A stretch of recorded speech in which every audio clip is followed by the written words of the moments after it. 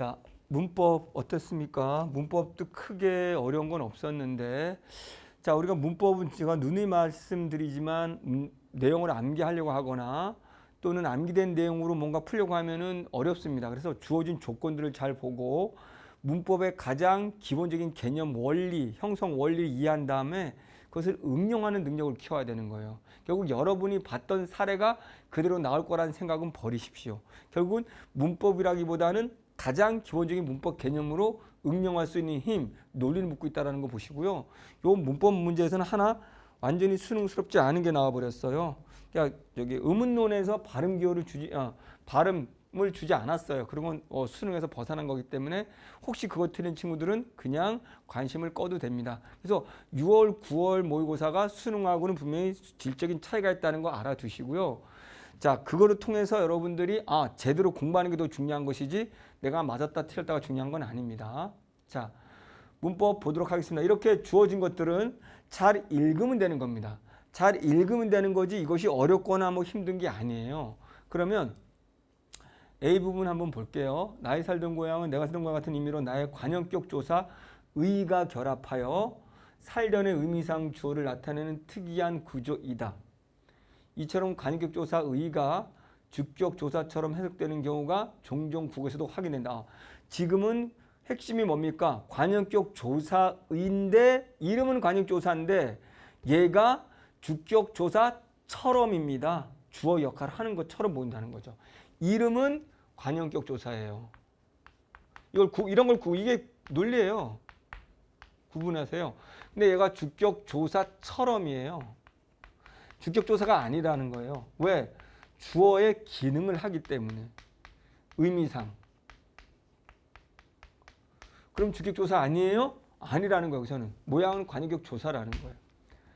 자, 이제 고전을 예를 들어서 성인의 가르치산, 성인의 가르치신 법의 경우 성인의 관형격 조사 의와 결합하고 있지만 수행하는 가르치다라는 동사를 꾸미니까 주어처럼 기능하고 있단 말이지.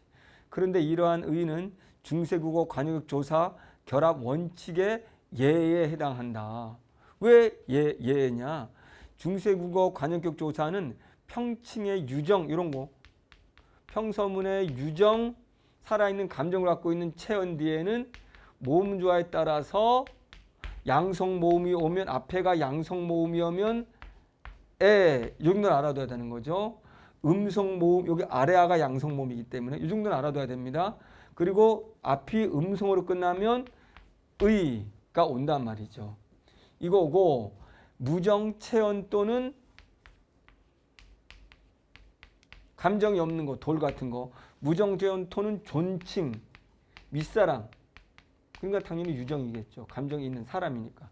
체언에는 시옷이 둘 다 합쳐서 얘들은 시옷이 왔단 말이에요.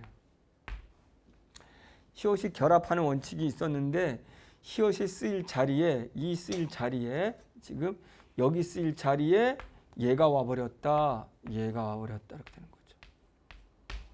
됐죠? 성인 하면은 성인이면 존칭이잖아요.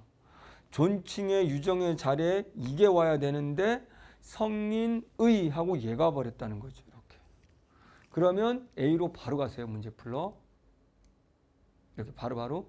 자, A를 바탕으로 탕관 내용으로 적절한 겁니다.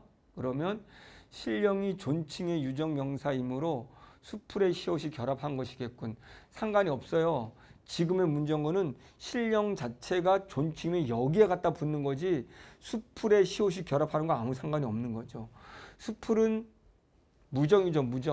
무정이니까 원래대로 무정이니까 이것인 것이지 존칭의 유정 명사면은 상관이 없는 거죠. 존칭의 유정 명사이므로 와 수풀은 무정이에요. 무정이기 때문에 여기 붙는 거지. 시옷이 붙는 거지. B. 남이 유정 명사이고 끝음절 모음이 음성 모음이므로 틀렸네. 아가 끝음절 모음. 얘는 자음이고 아래 아는 양성 모음이기 때문에 그래서 애가 결합한 것이군. 이렇게.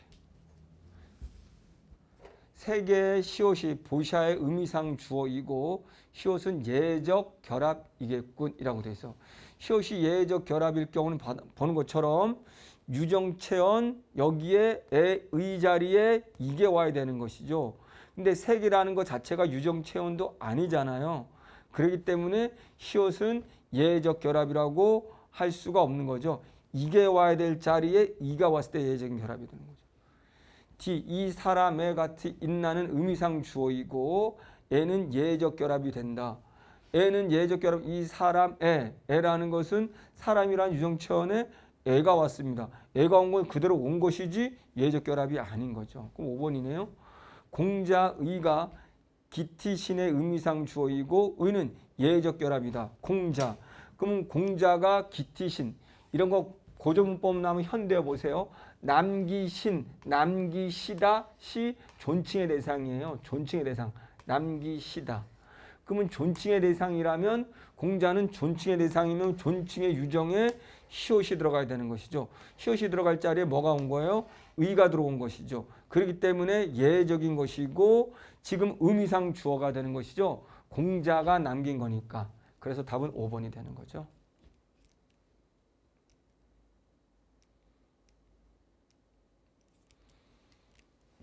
그 다음에 중세 국어의 격조사의 결합 원칙의 또 다른 예는 부사격 조사도 하게 된다. 이게 논리예요. 글쓰기 논리는 이제부터는 앞에는 예외적인 것 중에 관인격 조사를 얘기를 했고 이제부터는 예외적인 걸로 부사격 조사를 하는 거예요. 범주가 지금 부사격 조사로 온 겁니다. 시간이나 장소를 나타내는 부사격 조사는 결합하는 선행 체언의 끝 음절을 기준으로 모음 조화에 따라 나종에 그럼 여기 봤더니 에라는 건 양성모음이 온 거죠. 나종 오라는 게 양성모음. 그럼 에라는 이렇게 시간이나 장소, 시간을 나타내는 부사격 조사겠죠. 또 물에, 물 할 때 음성모음이죠. 왔을 때 에. 그러면 물에. 그러면 의가 왔으니 이거는 에라는 장소. 그 다음에 장소입니다. 단음절이 끊음절이 모음 이나 반모음으로 끝날 때는 니에 단모음이나 여기서 니 여기 반모음이 들어가 있겠죠. 누 거기에 예 이렇게 왔죠. 그러면 이제 여기에 예 요거는 다시 이나 반모음. 그럼 여기에 이라고 합시다. 여기 이 이렇게. 자, 그러면 기억 니에. 그다음에 그런데 에가 쓰일 위치에 부사격 조사인 에의가 쓰인 경우도 있다. 이 자리에 에의 이 자리에 여기에 와야 되는데 에가 오거나 의가 오는 예외적인 경우가 있다. 이게 예외란 말이죠. 자, 이러한 예외는 보험, 나조해, 우해 및 등의 일부 특수한 체언들에서 확인된다. 이거는 기억 그리고 니은, 우해. 가령 나조해는 애가 결합하여 나조해로 밑에는 의가 결합하여 미티로 나타났다. 니은은 우, 히읗 이렇게. 등의 특수한 말에 붙어 있다. 그러면 여기는 왜 아무것도 설명을 안 했어? 디귿은 나조해라고 나조 히읗에 플러스 에 이렇게 왔단 말이에요. 결합하여 또는 밑은 설명 안 했지만 이렇게. 중세국의 부사격 조사 가운데 관역 조사가 그 구성 성분으로 분석되는 독특한 경우도 있다. 부사격 조사 가운데 관역 조사가 그 구성 성분으로 분석되는 경우도 있다. 그게 무슨 말이냐? 가령 그 애는 관인격 조사 애에 이건 관인격 조사 애에 그 애라고 하는 부사격 조사가 붙었다는 거죠. 결합된 형태이고 히읗 그 역시 관형조사 시옷에 그가 결합한 부사격 조사고 시옷에 그가 결합된 이게 관형조사. 결합된 요 전체를 부사격 조사. 이 결합을 이렇게 해서 부사격 조사. 관육조사 시옷에 그가 결합된 부사격 조사이다. 이들은 남의 그의 남 플러스 의 그의 어머님 시옷 그 같이 사용되는데 평칭의 유적명사는 남 플러스 의 그의 그럼 다시 의 그의 이거는 평칭의 유적명사에 쓰이고 존칭의 유적명사에서는 어마님 시읒게 어마님 시읒게 그럼 여기는 존칭 이걸 쓰인다. 중세국어의 에그에와 시읒게는 각각 현대국어에서 에게와 깨로 이거는 에게가 됐고 이거는 깨가 됐다 이렇게 된 거죠. 그러면 이게 미음 니을 니을이 없네. 니을 남 에그에 여기 니을 디귿 됐죠? 그러면 자 니에는 부사격 조사 얘와 결합하는 선행 체언의 끝 음절에 우리가 뭐가 들어 반모음 이가 확인된다. 반모음 이라는 건 정확히 몰라도 일단은 여기에 얘라는 거 오면 반모음 이나 거시기 그럼 반모음 이 우희에서 시간이나 장소를 나타내는 부사격 조사가 결합하면 우희가 된다. 왜냐하면 여기는 사례를 주진 않았지만 우희에다가 여기에 뭐가 와야 될까? 음성 모음이기 때문에 의가 결합한다면 우희가 되는 거겠죠. 요 사례로 아예 얘네들이 주질 않았는데 여기에 나조해처럼 여기에 아래 아가 왔다는 걸 힌트를 얻어야 돼. 그럼 여기에 양성 모음이 왔단 말이죠. 그럴 때는 에 계열에 오는 것이고 이렇게. 그런데 여기에는 우라는 음성 모음이 왔단 말이죠. 그러면 의가 쓰인다라는 걸 우리가 추론해야 되는 거지. 밑에도 마찬가지고 나조해는 현대 국어로 전역의로 해석돼. 이건 몰라 우리가 해석은. 이건 지식이니까 넘어가고 맞다고 넘어가고 관육조사의 쓰임이 확인된다. 지금 이런 게 관육조사라고 페이크 쓴 것이죠. 근데 여기 중요한 포인트는 여기가 이 단락이 시간이나 장소를 나타내는 뭡니까? 부사격 조사에 대해서 얘기를 하고 있어. 그러면 위치에 쓰인 시간에 쓰일 위치에 부사격 조사인 에와 의가 쓰인 경우도 있다라는 거. 그러면 이때 여기 나온 사례들은 에, 의가 부사격 조사가 되는 거야. 그래서 니은이든 여기에 니은 우에든 나조에든 뭐치든 이건 범주가 지금 부사격 조사네라고 해야 되는 거야. 그래서 이렇게 이것 때문에 큰일 났다 해석 못하는데 이런 거하고 아무 상관이 없는 거죠. 문장 글의 구조상 이 나조의 사례는 관육조사가 아니고 부사격 조사의 범죄에 들어온다는 걸 이해하면 되시는 거죠. 남의 그에서 에그에는 관육조사 에가 들어있고 얘가 부사격 합쳐서 부사격 조사. 깨도 역시 현대국어에서 존칭 체언에 사용되는 것은 중세국어 관육조사 시옷과 관련되어 있다. 중세국어에서는 이것과 이렇게 합쳐져서 현대 깨가 된 거니까 이렇게 됐죠? 37번 봅시다.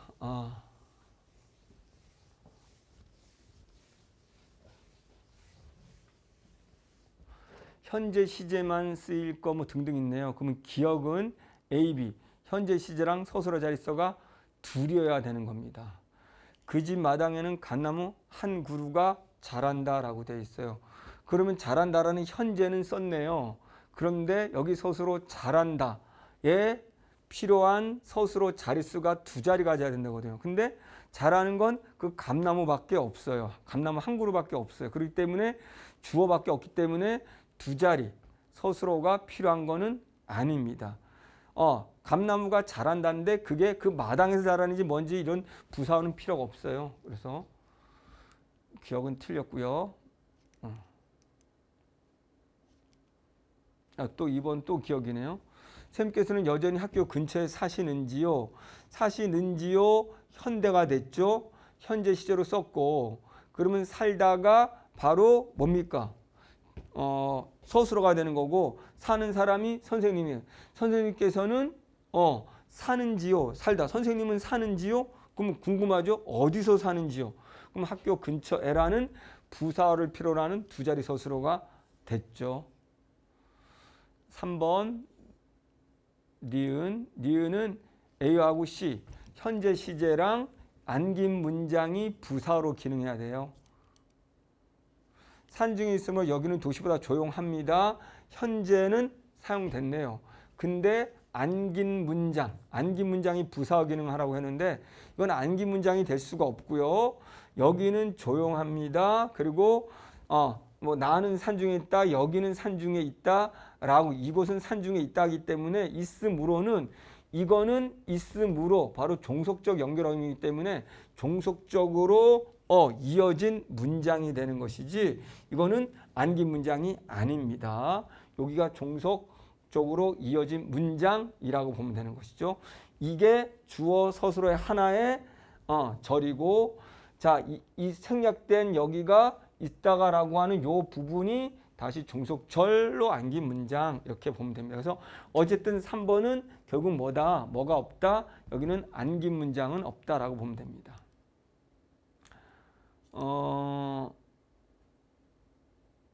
니은 똑같습니다. 4번 니은도 니은도 A하고 C 현재 시제랑 안긴 문장. 그러면 오늘부터 아침으로 과일만 먹기로 마음 먹었니? 이거는 과거 시제가 있기 때문에 벌써 탈락이네요. 뭐 볼 것도 없고. 과일만 먹기로 과일을 먹다죠. 그럼 명사성 명사절로 안긴 문장이죠. 근데 먹기로 마음 먹다라고 하기 때문에 이건 부사 기능을 하는 건 맞는데 이게 현재 시제만 쓰라고 했는데 과거 시제가 썼네요. 5번은 BC, 디귿. BC면 서술어 자릿수가 둘이고 안긴 문장이 부사어로 쓰일 것. 안긴 문장으로 부사어로 써야 되는데 현재는 쓴 거. 곰팡이가 슬었어. 뭐하고 뭐지? 다시 BC니까 시제는 상관없고 곰팡이가 슬다. 곰팡이가 슬었습니다. 근데 받은 책에 곰팡이가 슬었다. 어디에 곰팡이가? 그런데 여기에 오래전에 큰 아버지께 받은 책, 아버지께 내가 받다, 책을 받다죠. 그럼 이 받은이라는 관형절로 안긴 문장이 책을 꾸미는 관형어 기능을 하고 있네요. 관형어 기능. 자, 38번은 조금 문제가 되는데 발음 기호가 없어요. 그래서 일단은 음절의 끝소리 규칙 찾는 거랑 자음군 단수나 대인소리 대기를 찾아야 되는 거예요. 그래서 이때 가는 세 가지가 모두 다 있어야 되는 거고 나는 비, 자음군 단수는 없으면 됩니다.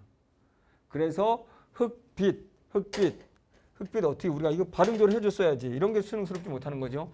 그럼 흑빛에서 니을 기읍 자음군이죠. 군이 흑이라고 하는 자음군 단순화가 이루어지는 거고요. 흑빛 된소리 대기가 되는 거고요.